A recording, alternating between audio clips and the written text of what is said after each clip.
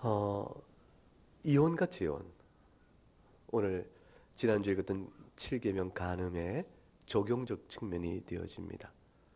그 부분에 있어서의 이혼과 재혼의 문제가 오늘 설교의 주제가 되어집니다. 우선 알아야 될 것. 하나님께서는 이혼을 기뻐하지 않으십니다. 그런데 세상이 악함으로 이혼을 허용하시는 경우가 있습니다. 따라서 신자는 무엇을 알아야 되냐면 이혼은 하나님 기뻐하신 것이 아니다. 첫째. 둘째. 그러나 세상이 악하여 이혼이 허용되는 경우가 있다. 그 경우가 어떤 경우인지 아는 것이고, 세 번째 동시에 따라서 세상 사람들은 이혼을 하였다. 다시 말하면 혼 언약이 깨어졌다. 더 이상 부부가 아니어도 된다라고 생각하지만, 그러나 하나님 보실 때는 여전히 부부로 이어지는 그런 세상이 보는 이혼이 있다. 그를 생각해야 합니다. 네 번째로는 재혼은 가능한가? 재혼이 가능한 경우는 어떤 경우인가? 이 사실을 알아야 합니다. 교인이 아닐 때 범한 죄는 어떤 것인가? 교인이 된 다음에 이런 일도 벌어진다면 어떻게 하는 것인가? 이런 등등의 내용을 이어서 살펴 마음속에 잘 정돈해야 될 필요가 있습니다. 오늘 본문의 말씀을 살피면서 첫째, 하나님께서는 이혼을 허용하시는가? 라는 질문에 대한 답을 찾아봅니다. 신명기 24장을 보겠습니다. 신명기 24장 1절 말씀입니다.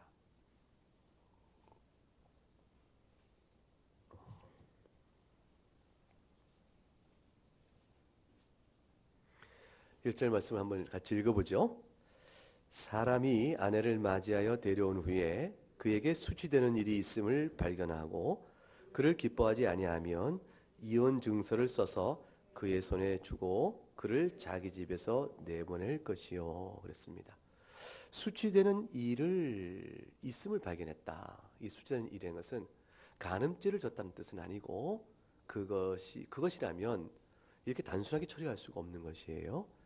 그러니까 간음죄는 아닌데 그러나 어찌 됐건 그를 기뻐하지 아니하면 해서 남편 입장에서 기뻐하지 않을 수 있는 어떤 이유와 관련된 겁니다. 그래서 남편이 생각할 때 아내로서 그러면 되는가? 라고 생각될 만한 일들이에요.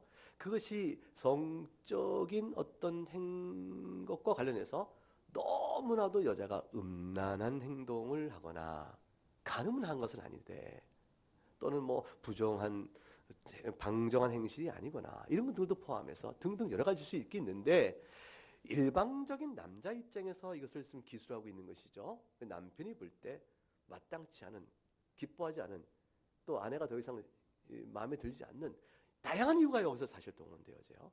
그러나 이 죄악된 모습이 이 안에 있는 것이죠. 그러니까 그럴 경우에 이혼 증서를 써서 그의 손에 두고 자기 집을 보내라. 그러면 이혼 증서를 써주는 까닭은 도대체 무엇일까? 왜 모세는 이혼 증서 써주어 집에서 내보내는 걸 허락했을까? 그것은 결국 하나님께서 모세를 통해 이걸 주신 말씀은 이혼 자체를 허락하고 있는 것을 허용하고 있는 것을 이제 볼 수가 있죠. 근데 이혼 증서는 아내를 내보내는 남편을 위한 것이 아니고 이혼 증서를 받아 나가는 아내, 그 여인을 위한 것입니다. 다시 말하면 이혼 증서를 받은 아내는 사람들이 이혼을 하게 되면 사람들이 주변에서 뭐라고 그러겠어요? 아니 당신 어찌 같이 살지 못한 남편에게 내쫓기를 받았는가? 라고 얘기를 할 때 보시오, 나는 내 아내로서의 내 위치에서 어떤 정숙함과 정결함에 나는 아무런 의미 없는 사람이요. 나는 내 아내로서의 모든 일을 다 잘 감당했어. 그런데 내쫓기고 말았어. 저 남자가 문제요. 난 내 편에서의 규칙 사유가 없어. 이렇게 말할 수 있는 증거가 뭐냐면 이혼 증서예요. 그러니까 남편은 이혼 증서면서 뭐냐면 지금 내가 이 여인과의 혼인 관계를 나는 파기하고 더 이상 이 여인에게 아내로서의 책임을 요구하지 않을 것이며 나 또한 권리를 주장하지 않을 것이다 라고 이혼 증서 쓸 때에 이 모든 이유 쓰는 것은 뭐냐면 그러나 이 여인은 정결한 여인이요 정숙한 여인이요 내게서 이혼을 당할 만한 맞아 음행의 연고가 없는 여인이라 라는 사실에 대한 자기 증언을 해주고 있는 것 같은 역할을 해요. 그 이혼 증서를 받고 나간 여인은 따라서 주변인들에게 내가 안으로 정절과 정결을 지켜온 사람이다. 내가 어떤 수치스러운 손가락질을 받을 만한 사람이 아니다. 이런 사실을 확인할 수가 있게 되어지죠. 그런데 이것은 이혼 증서를 써서 받은 여자가 이제 밖에 나갔으니 살 길이 막막하다. 그래서 살 길이 막막해서 그 여인을 사랑하는 사람이 나타나니 그 사람과 재혼을 하게 되면 어떻게 될 것이냐. 이거에 대해서 신명기 24장 2절을 가게 되어지면 답을 줍니다. 2절을 가볼까요? 2절 읽어볼까요? 그 여자는 그의 집에서 나가서 다른 사람의 아내가 되려니와 그랬어요. 그러니까 재혼이 가능합니까? 이 질문의 답은 뭐죠? 재혼이 가능하다. 이렇게 답이 주어집니다. 그런데 마태복음 5장 오늘 본문을 가게 되면 이것과 서로 충돌이 되는 듯한 말씀이 나옵니다. 마태복음 5장을 갈까요?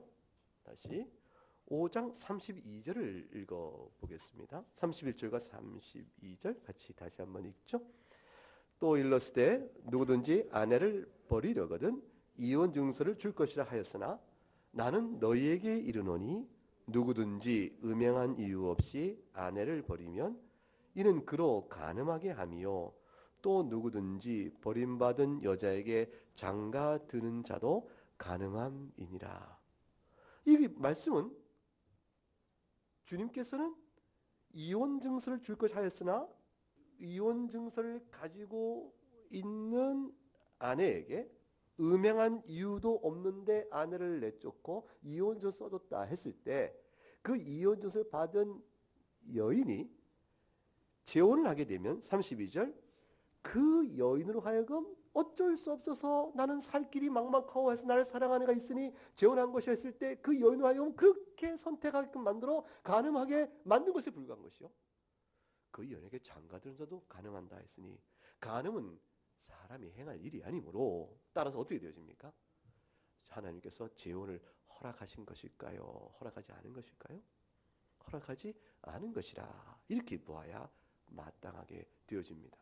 그러면 신명기 24장의 말씀과 마태복음 5장의 주님의 말씀이 서로 충돌이 되는 것이 아니냐 이런 생각을 하게 될 것입니다.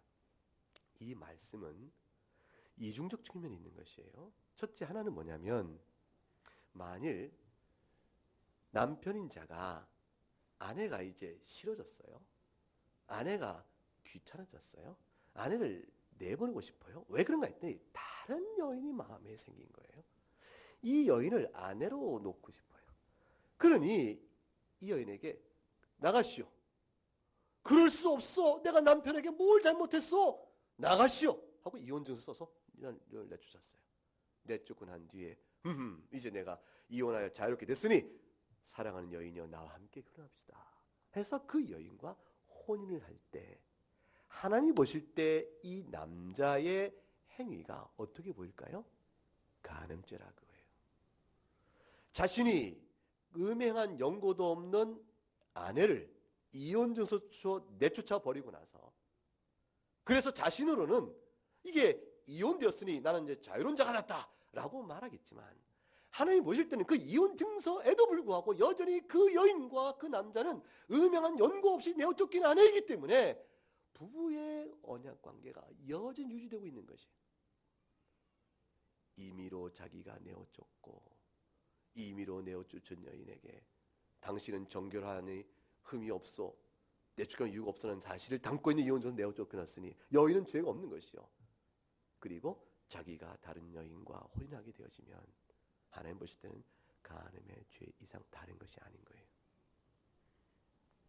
마찬가지로 이혼을 내어주고 내쫓다고 해서 자신이 자유롭게 다른 여인을 취하여 행할 수 없는 것이듯이 이혼주를 받은 그 여인도 나가서 다른 사람과 자유롭게 혼인을 하여 나갈 수 있는 일이 그런 일이 주어진 권리나 자유로움이 있는 것이 아니다 그것입니다. 그렇기 때문에 여인이 나가서 다른 사람과 재혼하게 되면 간음한 것이요. 그 연에게 장가들은 자도 간음죄를 범하는 것이라 주님께서 말씀하신 것이에요. 이걸 뒤집어 얘기하게 되면 너희가 아내를 이혼 승조 내어 쫓고 난 뒤에 너희가 다른 여인을 취하여 장가가면 네가 간음하는 것이요 동시에 너에게 온 여인도 간음죄를 지는 것이라. 그 사실을 역으로 말씀하고 있는 것이죠. 양면이 다 있는 것입니다. 그런데 어찌하여 신명기 24장 2절에는 그 여자는 그의 집에 나가 다른 사람의 아내가 되리라 하고 재혼을 허용한 말씀을 신명기 24장 2절은 주고 있는 것일까? 재혼이 가능한 경우가 있죠. 그것이 뭐냐면 여인이 음해 연고도 없이 나가서 이제 이혼의 피해자가 된 것이죠. 그 이혼 증서 들고 나가 있는데 그러면서 하나님 앞에 얼마나 울고 기도하겠어요. 자신의 살 길과 도우심을 구하겠어요. 그런데 그렇게 아내를 내쫓은 이 남편이 어떻게 행동할까요? 평생 독신을 지낼 것이다. 1, 2, 바로 틈을 봐 기회에 재혼할 것이다. 2, 몇 번 같아요? 2번이죠. 아내를 내쫓았을 때는 평생 아내 없이 혼자 살 결심을 내쫓지 않고 죄된 세상에 만연된 부패성은 그 아내를 내쫓고 원하던 여자를 찾아 결혼을 할 거예요. 그러면 그 여인은 무흠한 입장에서 이혼을 당한 처지가 되어졌고 자기를 내쫓은 남편이 다른 여인을 취하여 간음죄를 범하였으므로 이제 그 여인은 하나님 보시기에도 혼인 언약에 어떻게 돼요? 부로터 자유로운 여자가 되어지는 겁니다. 그러므로 그때선 이혼조서 들고 나는 본래 무음한 여자요 죄 없는 여자였는데 내 남편이 나를 내쫓아서 내가 이렇게 좀 홀로 있으나 보소서 여름이 알듯이 저 남편이 이제 다른 여인을 만나 재혼을 했으므로 저 남자는 간음죄를 진 것이요 나는 책임 없는 자요. 그러므로 만방의 사실이 드러나는 것이에요. 이혼증서 쓰소서 저 여인에게는 아내에게는 어떻게 했습니까? 죄가 없다는 사실을 드러내고 자신은 재혼을 하여 간음한 자가 되어짐으로 인해서 사회가 다 알게 되어진 것이죠. 그때 그 여인은 자유롭게 재혼할 수가 있게 되어집니다. 그러므로 주님께서는 이혼 증서를 써놓고 자신이 임의로 원하는 자와 혼인해가는 일에 있어서 너희가 모세가 말한 말을 오히려 내가 굴절됐고 잘못 이해하였다라고 말씀하는 겁니다. 마태복음 19장을 한번 가볼까요?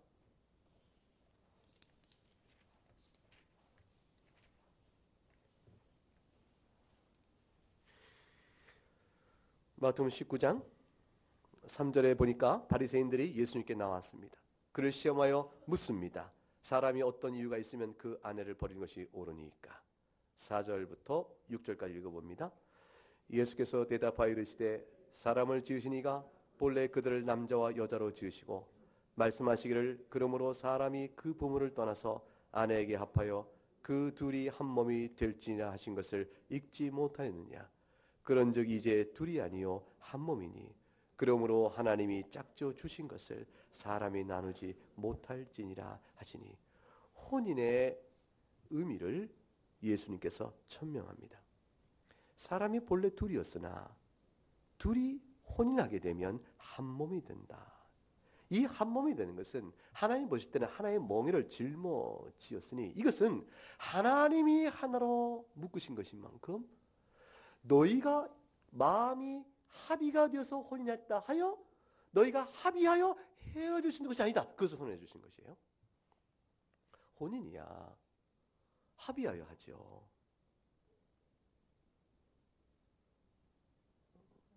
그래서 둘이서 마음이 합하여 혼인했으니 그 생각엔 권리가 자신에게 있는 것 같아요. 내가 당신을 선택했고 당신이 나를 선택해 우리가 합한 마음을 했으니 우리가 합의하여 이혼할 수 있지 않겠냐. 합의하여 혼인했으니 합의하여 이혼이 가능하다. 합의 이혼. 세상은 그것을 인정하죠. 합의하여 이혼이 가능하다라고 사람들은 생각할지 모르지만 너희가 매듭을 너희가 친 것 같으나 하나님께서 그 너희의 합의에 따라 혼인의 언약에 따라 너희를 묶어버리시니 이가 하나님이시니 하나님께서는 풀지 않으신데 너희가 합의하여 이혼했다 하여 이혼한 것이 아니니라. 주님이 이혼할 수 없다 말씀하신 거예요. 그래서 7절에 질문이 나옵니다. 질문 7절 물어볼까요? 여짜오되 그러면 어찌하여 모세는 이혼 증서를 주어서 벌이라 명하셨나이까? 대뜸난 거죠. 이혼이 가능한데 무슨 소리냐? 모세가 이혼 증서 써서 벌이라고 명하지 않았는가? 8절 예수님 답변 읽어봅니다. 9절까지 읽어봐요. 예수께서 이르시되 모세가 너희 마음의 완악함 때문에 아내 버림을 허락하였거니와 본래는 그렇지 아니하니라. 내가 너희에게 말하노니 누구든지 음행한 이외에 아내를 버리고 다른 데 장가드는 자는 가늠함이니라. 하나님께서 딱 한나의 경우에만 이혼의 내용을 허용하셨습니다. 하나님은 이혼을 허용하시는가? 예, 그렇습니다. 어떤 경우에 허용하시는가? 간음의 경우에 허용하신다. 그럼 간음이면 이혼을 하나님이 기뻐하시는가? 이렇게 물어보면 간음죄를 범한 경우도 이혼을 기뻐하시는 것은 아니에요. 그래서 배우자가 일방이 간음죄를 범했을 때 다른 일방이 따라서 나는 어쩔 수가 없다. 더 이상 나는 나 개인으로서는 간음죄를 범한 당신이라도 용서하고 살고 싶지만 하나님께서 간음죄를 범한 자와는 함께 살지 말라고 명령하셨고 그것이 하나님이 기쁘신 뜻이기 때문에 나는 순종하여 당신하고 이혼할 수밖에 없다. 이렇게 되는 이혼은 아닌 거예요. 배우자가 간음죄를 범했어도 다른 배우자가 깊은 기도와 또 간음죄를 범한 자가 진실로 회개하고 다시 배우자의 용서를 구하고 나오게 될 때 배우자가 그를 용납할 만한 영적인 능력과 힘과 또 그 은혜를 입으면 용납하여 함께 사는 일은 하나님께서 기뻐하시는 일이에요. 그런데 이 일은 쉽지가 않은 것이에요. 혼인 언약에 깨진 것에 인한 상처는 영혼 깊게 들어오기 때문에 평생 잊기 어려운 것이기 때문에 일이 용납되기 어려운 것이죠. 오랜 동안 기도하며 울며 하나님께서 어쩔까 몸부림을 쳤으나 배우자의 회개도 진실치 못할 때는 말할 것도 없거니와 회개한다고 하나 받아주기 어려운 때 그럴 때에 더 이상은 안 되겠습니다라고 말하면 주님께서 어떻게 하신다요? 그때는 허용이 되는 것이라. 간음이 그렇게 문제가 되는 것은 혼인의 목적, 언약의 본질과 목적을 근본적으로 파괴하기 때문에 그렇습니다. 혼인은 서로 감정이 동한다 해서 하는 것이고 또 서로 같이 살면 서로 유익이겠다 해서 하는 것이고 또 자식을 낳아 길러보자 해서 하는 것. 이 세 가지 이런 것들은 혼인의 본질과 목적이 아닙니다. 그것은 혼인을 통하여 하나님이 이루고자 하시는 어떠한 의도성이 있겠고 또한 혼인을 하게 만듦에 있어서 인간의 정서와 또 이해력을 구하고 합의하고 인격적인 만남을 갖게 하시니까 다 필요적 요소이긴 하지만 그러나 혼인의 본질과 목적은 아닌 것이에요. 왜냐하면 혼인의 본질과 목적은 당신을 나의 배우자로 삼으면서 당신은 내 뼈 중에 뼈요 살 중에 살이요 우리가 하나가 되므로 늘 안 믿는 사람들도 혼인을 하겠다는 것처럼 검은 머리 팥불이 되도록 기쁠 때나 슬플 때나 하나 함께 서로의 생명을 채워가고 인생길을 책임져가는 하나님께서 허락하신 그 인생 시간 동안만큼은 사별로 데려가시는 일이 어쩔 수 없는 것이죠. 그러나 그 시간 동안은 책임을 다한다는 엄숙한 약속이 혼인의 본질이에요. 그렇기 때문에 간음이라는 것은 그 혼인의 본질, 그 책임 있는 약속을 근본적으로 부정해버린 것이므로 혼인 언약을 깨게 되는 것입니다. 그래서 혼인식은 항상 서약이 혼인식의 핵심입니다. 혼인식을 하는데 서약 없이 혼인식을 하는 경우는 혼인식은 거칠해요. 내용 없는 그런 하나만한 혼인식을 하게 된 것이죠. 반드시 서약시 있어야만 혼인식은 혼인식으로서의 의미를 갖습니다. 그러니 그저 우리가 결혼했다 우리끼리 서로 좋으니 서로 우리 혼인 남들에게 알리자 해서 남들에게 우리는 혼인했어라는 걸 알리는 행사요, 하나의 잔치로서 끝나고 말면 그건 혼인식이 아니에요. 그냥 혼인 잔치를 한 거죠. 그야말로 혼인식은 서약 위에 서 있습니다. 따라서 이 서약을 깨뜨리는 변명은 주님께서 어떤 것도 인정하지 않는다는 것이에요. 특히 음행, 간음을 했을 때의 그 변명은 어떻게 했어요? 치명적이죠. 운명적 사랑을 내가 이제 만났다고 말한단 말이에요. 내가 당신과 혼인했으나 그때나 그러나 지금은 내가 운명적인 사랑을 만났기 때문에 이 운명적 사랑 앞에 나도 어쩔 수 없다. 나도 이 운명의 희생자다. 이렇게 자신을 변명하면서 자신의 혼인 언약 바깥의 음행과 간음의 행위를 아무리 변명한다 할지라도 하나님께서 그것을 인정하지 않는 것입니다. 왜냐하면 감정의 충동이 얼만큼 강력했는가는 이해할 수 있어요. 운명적 사랑이라고 말하는 만큼 강력하게 내 마음에 왔다. 그건 이해할 수 있겠죠? 그러나 그것이 혼인 언약의 본질과 목적에 합당한 책임을 면케할 수 있는 합당한 이유는 아닌 것입니다. 그렇게 죄를 짓게 되면 비참한 결과가 나오죠. 영혼과 몸이 상하고 둘 사이에 자식이 있다면 자식들이 받는 영혼의 상처와 양육의 책임을 다하지 못한 것에 대한 큰 피폐함은 말할 수 없는 것이요. 그런 것은 하나님 볼 때 악하다 말씀하시는 겁니다. 여러분 주본 내면에 보게 되면 웨스트민스터 신앙고백서 24장의 내용을 5항과 6항을 기록해 놓았습니다. 웨스트민스터 신앙고백서 24장 혼인과 이혼의 5항을 먼저 한번 같이 읽어보겠습니다. 약혼을 한 후에 범한 간음이나 간통이 혼인 전에 발각이 되면 무흠한 측은 그 약혼을 파기할 정당한 이유를 갖는다. 혼인을 한 후에 간음을 한 경우에는 무흠한 측에서 이혼 소송을 하는 것은 적법한 일이며 이혼을 한 후에는 범죄한 측이 마치 죽은 자와 같아서 재혼을 하는 것은 적법한 일이다. 간음을 배우자가 했을 때 이혼이 허용이 되고 그렇게 해서 되어진 이혼의 경우는 그 희생을 당한 무흠한 배우자 입장에서 재혼이 할 수 있도록 정당합니다. 그러면 음행한 용고 이외에 배우자와 이혼이 허용되는 경우가 또 있는가? 이 질문을 하여 보면 성경은 원칙적으로 음행 용고 외에는 어느 것도 허용치 않습니다. 그런데 현세가 악함으로 인하여 악하고 부패하고 타락한 이 세상 속에서 음행한 용고가 아닌 경우라도 있을 수 있는 한 가지 예외적 경우가 암시적으로 되어 있는 한 구절이 있습니다. 그것이 고린도전서 7장의 말씀입니다. 고린도전서 7장을 가보면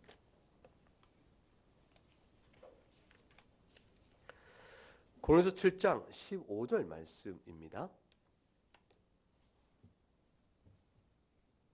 같이 읽죠. 혹 믿지 아니하는 자가 갈리거든 갈리게 하라. 형제나 자매나 이런 일에 구애될 것이 없느니라.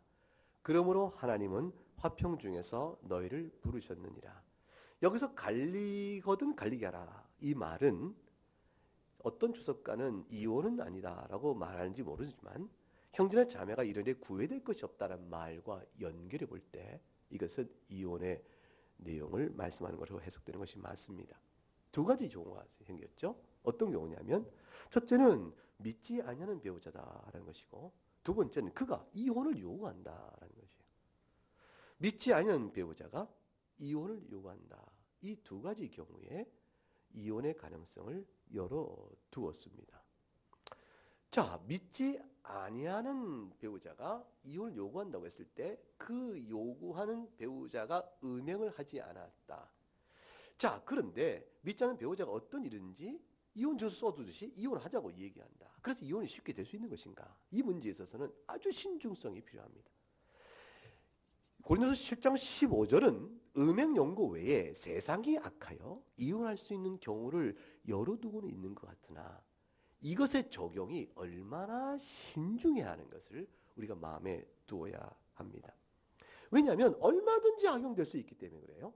자, 아예 처음부터 믿지 않는 자다. 그럼 믿지 않는 자가 갈리게 하거든 라고 할 때 신자가 이거를 이혼할 만한 사유를 받으려면 어떤 일이 해야 되냐면 배우자의 고의적이고 지속적인 책임의 유기입니다. 그러니까 믿지 아니하는 배우자인데 그 배우자가 고의적이면 지속적으로 배우자로서의 마땅한 책임을 유기하는 것이에요. 예컨대 사랑하며 아끼며 살아야 하는데 그것은 고사하고 아예 신체적 폭력을 반복도 일삼으며 정신적으로 핍박을 가하면서 한 집에 살면서도 동거를 거부하고 그리하여 배우자로서 남편으로서 또는 아내로서 마땅히 해야 될 책임과 활동을 정상적으로 도무지 행하지 아니하는 것이죠. 그럴 경우는 혼인 언약의 근본적 원리에 상치된 일을 보는 것이죠. 그런 상태로 있으면서 이혼을 요구하게 되는 경우가 있을 때 그럴 때에 이혼을 할 수 있는 여지를 남겨두고 있다 이렇게 해석할 수 있습니다. 그런데 이 여지는 그야말로 사람들이 또한 악하여 악용할 수가 있는 것이에요. 그래서 말하기를 보라 음행하지 않아도 이혼할 수 있는 경우가 생겼으니 내가 볼 때 저 사람 내 마음에 들지 않는다 라고 하여 그래서 이혼을 스스로 만들어내고 그것을 고린도서 7장 15절을 근거해서 하려고 한다면 그것은 매우 악한 적용이 되는 것입니다. 그건 죄가 됩니다. 그래서 어떻게 해야 지혜로운 것인가? 웨스민스터 신앙고백서 24장 6항에 이 문제를 이렇게 정리해서 우리에게 교훈을 합니다. 6항을 한번 같이 읽어보죠. 인간의 부패성은 심히 커서 하나님께서 혼인으로 짝지어 주신 자들을 갈라놓기 위한 논거들을 부당하게 연구하는 경향이 있을 정도이다. 그러나 간음 또는 교회나 법적 기관에 의해서도 도무지 회복될 수 없을 정도의 고의적인 유기 외에는 어떤 것도 혼인의 결합을 해체할 충분한 이유가 되지를 못한다. 이혼을 할 경우 공적이며 질서에 맞는 절차를 지켜야만 하며 관련 대상들이 자신들의 문제를 자신들의 의사나 재량에 따라 처리하게끔 하여서는 안 된다. 중요한 그것입니다. 음행한 연고 이외에 자신들이 합의한다라는 식으로 이혼을 어떤 구실로도 열어둘 수 없다. 만일 말한 것처럼 믿지 아니하는 자 또는 명목적으로는 신자라고 하지만 사실 신자가 아닌 사람들이 있어요. 이거는 굉장히 고통스러운 일이죠. 아내가 먼저 믿고 주님 앞에 신자가 되었는데 당신 남편도 좀 신자가 됐으면 좋겠어 라고 교회에 달래서 데려오면서 출입을 하였으나 출입하니까 그 사람도 신자인 양 외양을 가졌어. 실제는 신자가 전혀 아니라. 그런 사람들이 죄를 범하고 아내를 핍박하고 폭력을 일삼으며 남편의 마땅한 태도를 다 고의적으로 지속적으로 유기할 때 어떻게 하면 좋은가? 그리하여 결국 아내가 견디다 못해 이혼을 결심할 경우가 있어요. 그러면 어떻게 해야 될까요? 한 가지 조건인 맞은 거예요. 그 사람은 신자라고 볼 수 없다. 거기까지는 한 가지 확인될 수 있어요. 이 확인을 누가 해줘야 됩니까? 당회가 하는 것이에요. 당회가. 영적 감찰하는 당회가 그 사람이 신자로서의 정체성과 신앙고백이 진실된가를 그의 행실에 비춰 확인한 일을 하는 것이죠. 그래서 공적인 절차에 의해서 확인이 필요합니다. 두 번째는 그 사람이 아무리 신자답지 못한다 할지라도 그 견디기 어렵다 할지라도 피해를 입은 또 다른 배우자가 먼저 이혼을 요구할 수는 없다고요. 먼저 오늘 고린도전서 7장 15절은 믿지 않은 자가 갈리고자 하거든 갈려라 그 말. 그 말에 담기는 것은 남편이 음행한 연고가 아닌 이유로 배우자로서의 책임을 유기할 때라도 저자가 먼저 이혼을 요구하지 않는 한 먼저 갈려서는 안 된다라는 책임이 주어지는 거예요. 이게 신자의 눈물이에요. 너무너무 힘들겠는데 일정한 기간 동안에 별거가 필요하고 일정한 동안에 어떠한 자숙의 기간이 필요할지 몰라요. 그러나 신자인 아내가 남편의 이런 구실로 먼저 갔었다. 마찬가지예요. 반대로 남편이 아내의 여러 일을 들어서 그래서 마찬가지로 이혼을 먼저 요구할 수는 없다. 아내가 집에 가보면 또다시 택배가 와요. 이게 뭐요? 했더니 또 충동 구매해서 한 방에 모든 물건을 쌓아놓는 거예요. 사치가 심하고 자식은 돌보지 않으며 무슨 빚덩이를 지고 그 다음에 밖으로 뭐하고 돌아다니는지 음행과 간음에 대한 실증적 증거는 없으나 도무지 정수를 불안하며 믿을 수가 없는 여자. 이 여자의 성격은 표독스럽고 바가지를 긁는 정도가 아니죠. 그래서 이건 거의 인격적으로 견디기 어려울 만큼 힘들다 할지라도 이 여인이 먼저 신자라고 볼 수 없는 정도 할지라도 두 가지 조건 가운데 하나만 충족된 것이 먼저 이혼을 요구하지 않는 한 한쪽의 배우자는 주님 앞에 도움을 구하고 연단 가운데 환난 가운데 지내는 것이 마땅하다가 되어집니다. 그래서 악용의 사례가 있을 수 없게끔 성경의 교훈은 분명합니다. 웨스민스터 신앙고에서 6강에서 뭐라고 얘기하셨어요? 그나마도 어떻게 해야 한다? 교회나 법적 기관에서 도무지 회복할 수 없을 정도의 고의적 유기가 있어야 된다. 자, 무슨 얘기냐면 그런데 내가 너무너무 견디기 힘들어서 주님 앞에 기도하고 있는데 드디어 이 배우자가 나를 그렇게 힘들게 하더니 먼저 어떤 음행의 정력이 드러났는지 이혼을 먼저 요구해 와요. 그러면 너무 힘든 결혼 생활을 했으니까 이제 하나님 기도 응답하셨다. 이렇게 해서 이혼을 하겠다고 나서고 기뻐할 일이 아니라 그 말이에요. 그럴 때라도 이혼을 요구하게 되면 이 사실을 놓고 교회 질서에 보호를 하는 거예요.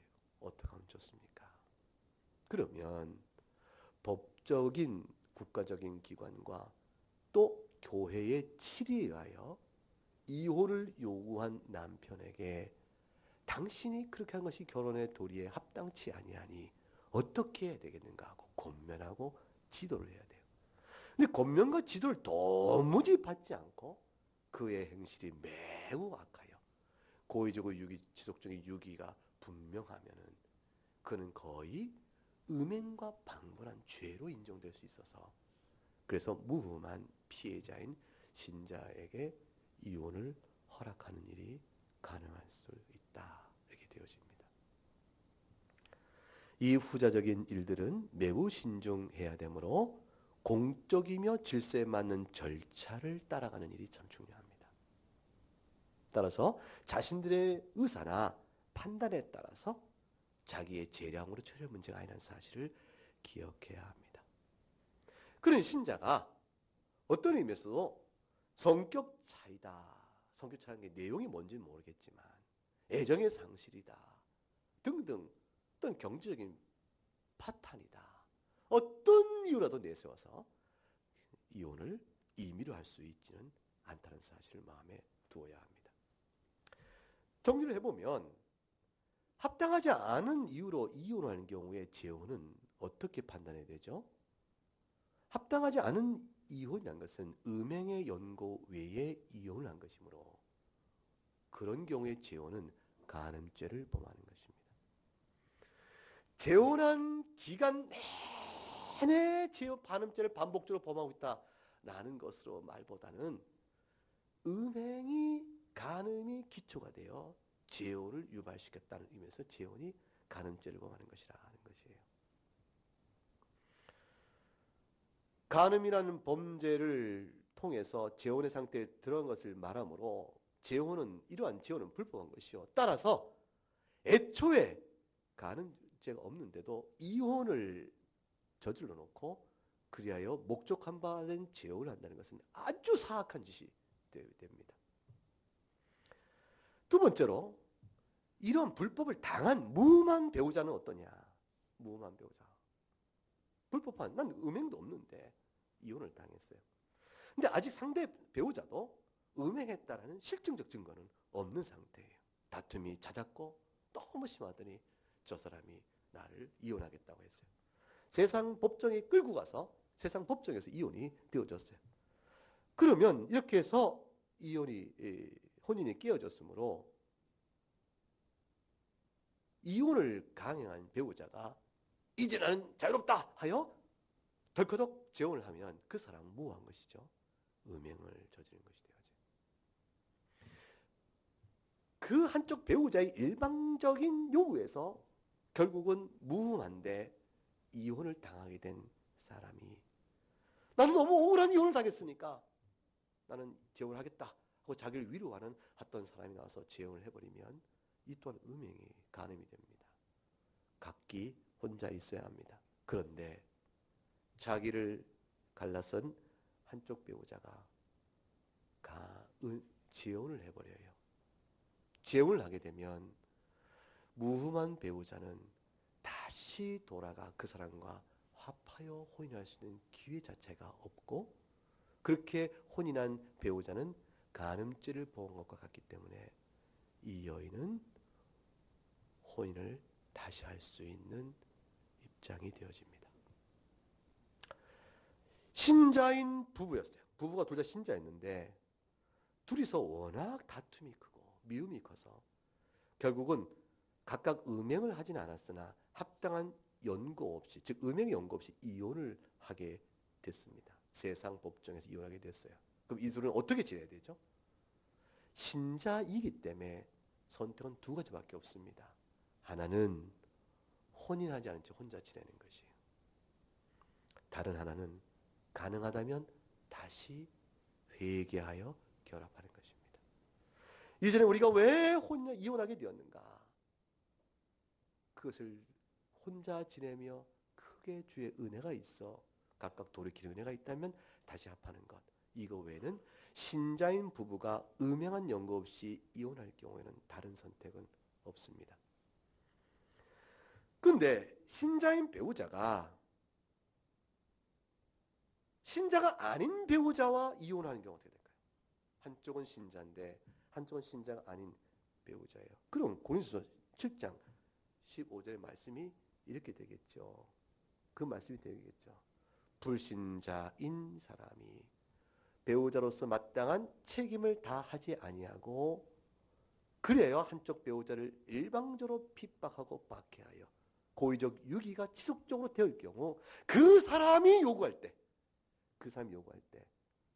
다시 합하여 하나가 되고자 부단히 애를 썼으나 당의 지도와 공권력의 지도에 따라서 그 모든 일을 다해서도 결국은 한계가 되어져 그 불신자인 사람이 이혼을 집요하게 요구하고 올 때 그때는 어쩔 수 없이 허용되기도 합니다.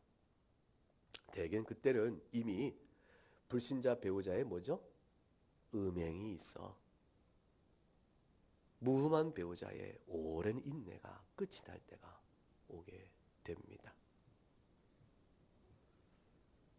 그런데 이와 같은 하나님의 교훈의 도리를 알지 못한 채 세상에서 그냥 살다가 불법한 이혼을 한 사람이 있어요. 그 사람이 뒤늦게 혼자 예수를 믿게 된 거예요. 그래서 이혼한 사람으로, 불법한 이혼이죠. 이혼한 사람으로 성격 차이든 무엇을 말하든 이혼한 사람으로 교회에 와서 신자가 되었어요. 그 사람이 재혼을 하고자 해요. 그럼 당연히 어떻게 지도해야 될까요? 원래 먼저 한 이혼이 세상이 볼 때는 이혼이지만 하나님 볼 때는 여전히 혼인관계가 유지되고 있기 때문에 그 혼인관계가 유지되고 있음에 불구하고 신자가 된 자가 신자 이전에 향한 불법한 이혼을 갖고 있는 그 사람이 신자가 된 자가 이제 먼저 재혼을 하게 되어지면 그 사람은 신자가 아닌 배우자에 대해서 음행죄를 지는 것이에요. 그러므로 신자 이전에 불법한 이혼을 한 사람이 훗날 신자가 되어졌으면 더욱더 주님 앞에서 그 이혼 사유에 대해서 자신을 돌아보고 할 수 있는 합하기 위하여 애를 쓸 것이요. 그 애를 쓰는 가운데 있어야 될 것이지 먼저 재혼을 해나갈 수는 없는 겁니다. 그런데 그런 가운데 이혼한 배우자가 재혼을 했어요. 그래서 신자인 이 사람이 불법한 이혼에 대한 자기의 책임을 주 앞에 회개하고 하나님 앞에 깊은 회개에 들어올 때 이때 이미 한쪽 배우자가 재혼을 해버렸으므로 이 신자인 사람이 결혼의 의미를 새롭게 깨닫고 하나님의 은혜를 구하고 그게 되어지면 재혼이 가능할 수 있습니다. 따라서 배우자가 불신자와 방불 하여 또는 불신자라 교회의 지도를 도무지 딸 수 없는 사람이 불법한 이혼을 자행해 놓고 그 사람이 재혼을 해버리긴 경우 그 남은 한쪽 배우자는 신자로서 하나님 앞에서 자신의 불법한 이혼에 대한 모든 경위를 살피고 자신의 책임과 태도가 어떤가를 면밀히 살펴 주 앞에 슬피 울고 회개한 이후에 이미 이제는 재혼에 대해서 화합할 수 없는 상황이 되었을 때 하나님의 도우심을 바라며 나아갈 수 있습니다. 혼자 지내는 거죠. 그러다가 하나님께서 어떤 은혜의 때가 있어 또 재혼의 기회가 생기면 그런 경우는 비로소 가능해질 수가 있다. 왜냐하면 불법한 이혼을 했더라도 용서받지 못하는 죄가 아니기 때문입니다. 진실하게 회개하는 조건 안에서 상대가 이미 재혼을 해버려서 혼자 남는 경우라면 재혼의 허락이 가능해집니다. 돌이켜 진실이 회개하는 자에게는 간음하다가 현장에 붙들린 여인이 할지라도 용서하신 주의 은혜가 그 사람에게도 주어질 수 있기 때문이죠. 그런데 만일 불법한 이혼을 했어요. 어떤 사람이 교회 오기 이전이죠. 신자가 되기 이전입니다. 세상 다 그러니까 불법한 이혼을 해놓고 재혼을 했어요. 재혼한 가정으로 교회에 들어온다면 그럼 어떻게 지도를 해야 될까요? 신자는 어떻게 해야 될까요? 자신들의 혼인 상태가 어떤 상태인가를 당회에 알려야 합니다. 당회는 물을 필요가 있습니다. 묻는 질문에 본인들은 감춤이 없이 얘기를 해야 하는 것이에요. 그리고 묻지 않아도 본인들의 혼인 상태가 사실은 신자 이전에 불법한 이혼을 했고 그때 내가 너무 악하여 지금 재혼한 이 아내가 너무 탐스러워서 조항지처여 흠없는 아내를 내쳐버리고 세상에서 이혼한 이후 나는 이 탐했던 여인과 재혼한 상태로 있었습니다. 그리고 이제 주님 앞에 신자가 되었으니 저의 혼인에 대해서 당회의 지도를 바랍니다. 이렇게 구해야 되는 것이에요. 당회는 어떻게 지도해야 될까요? 이미 이렇게 재혼한 사람을 다시 흩어서 각각 원래도 돌아가라 할 수 없으므로 이럴 경우는 그들 불러 자신들이 행한 이전의 불법한 이혼부터 혼인이 무엇인가에 대한 개념을 하나하나 학습하고 낱낱이 자신의 죄성을 드러내 회개한 일을 가져야 합니다. 그러면 불법한 이혼한 사람과 결혼한 여인은 초혼이라 할지라도 이미 이혼자인 줄 알고 그렇게 혼인을 했기 때문에 사실은 모르고 한 것이므로 자기의 책임은 적다 할지 모르지만 신자가 된 이상 그것의 의미가 무언가를 돌아보고 다시 돌이켜 회개를 해야 하는 것입니다. 그래야여 깊은 회개 끝에 자신들의 이 재혼 상태도 그리스도의 사랑과 용서 안에서 다시 받아들일 수 있도록 하나님께 새로운 헌신을 해야 되는 것이에요. 영혼과 마음을 씻고 주님 앞에 깊은 회개 안에서 들어가야 합니다. 간음과 불법한 이혼은 죄입니다. 그러나 용서받지 못할 죄는 아닙니다. 그러나 어느 죄라도 그렇듯이 이 경우는 더욱더 특별한 진실한 회개가 요구됩니다. 왜냐하면 공동체 안에 눈에 띄는 일들이기 때문에 그렇습니다. 감춰지는 죄가 아닌 것이에요. 교회가 영적으로 건강한가? 그렇지 못한가? 이 시대 한국 교회가 건강 그렇지 못한가? 두 가지 증표를 아는 것인데, 하나는 주일 성수예요. 주일을 어떻게 지내는가, 신자가. 어떤 마음과 태도로 그 날을 보내는가. 또 하나는 혼인을 어떻게 여기는가에 따라 달라집니다. 오늘날은 신자들도 이혼을 가볍게 여기고 행합니다. 그것이 당사자만의 문제가 아니요, 아버지가 목사요, 장로요, 어머니가 권사인 집안에서도 마찬가지로 그 일이 예예 그럴 것 같으면 할 거 없다 쓴데서 갈라서라. 그렇게 쉽게 얘기하고 맙니다. 영적인 상태가 매우 낮고 하나님 주신 교훈의 도리에 마땅한 태도에서 얼마나 벗어나 있는가를 그대로 드러나 주는 것이죠. 간음도 이혼도 용서받지 못할 죄는 아니지만 절차와 지도에 따라 뼈를 깎는 듯한 깊은 회개의 시간을 가져야 하는 것이에요.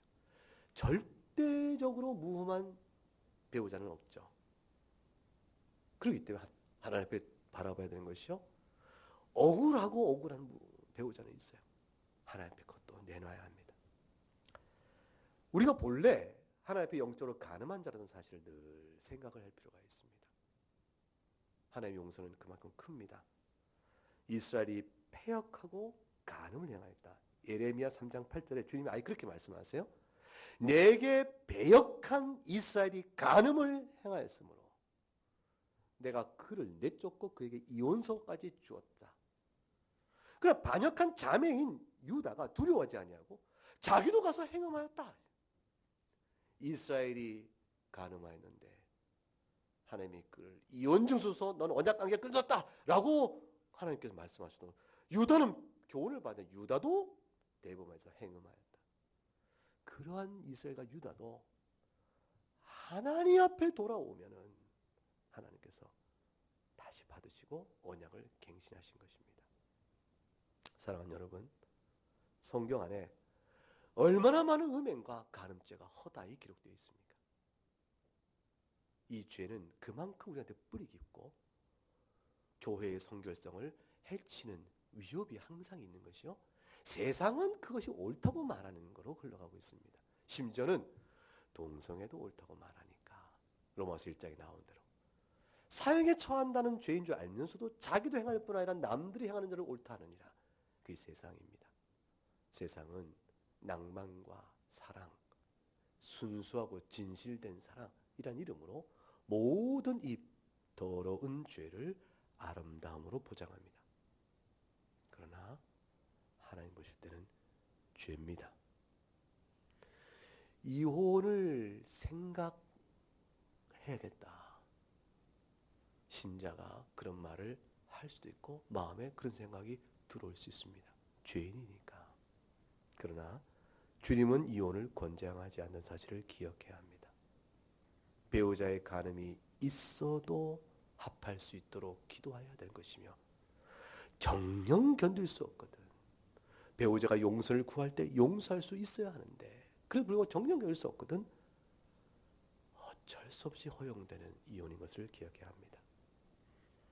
배우자의 간음도 없는데 다른 이성이 좋아서 이혼을 하시고 재혼을 하셨다면 죄입니다. 불법한 이혼이므로 회개해야 합니다. 그리고 할 수 있으면 혼자 지내야 합니다.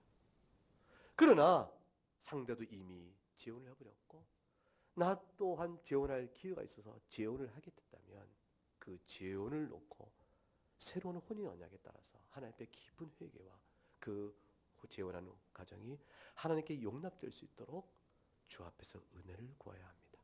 은혜를 구하는 절차는 당의 지도를 받아가야 하는 것입니다. 배우자에게 반대로 간음한 연고도 없는데 억울하게 이혼을 당한 신자들이 많이 있습니다. 그 배우자가 간음을 행하며 또 다른 재혼을 하여 완전히 하나님 앞에서 혼인 언약을 파괴할 절까지는 견뎌야 합니다. 그리고 혼인의 회복이 이룰 수 있게 또한 기도도 해야 합니다. 그러나 일방적으로 이혼을 강요한 배우자가 결국에 또다시 재혼하여 간음죄를 진 이후라면 더 이상 혼인 언약에 묶이지 아니하므로 주 앞에서 눈물로 나머지의 생애 속에서 은혜를 구해야 됩니다. 그것은 독신의 은혜일 수도 있고 아니면 재혼의 은혜일 수도 있습니다.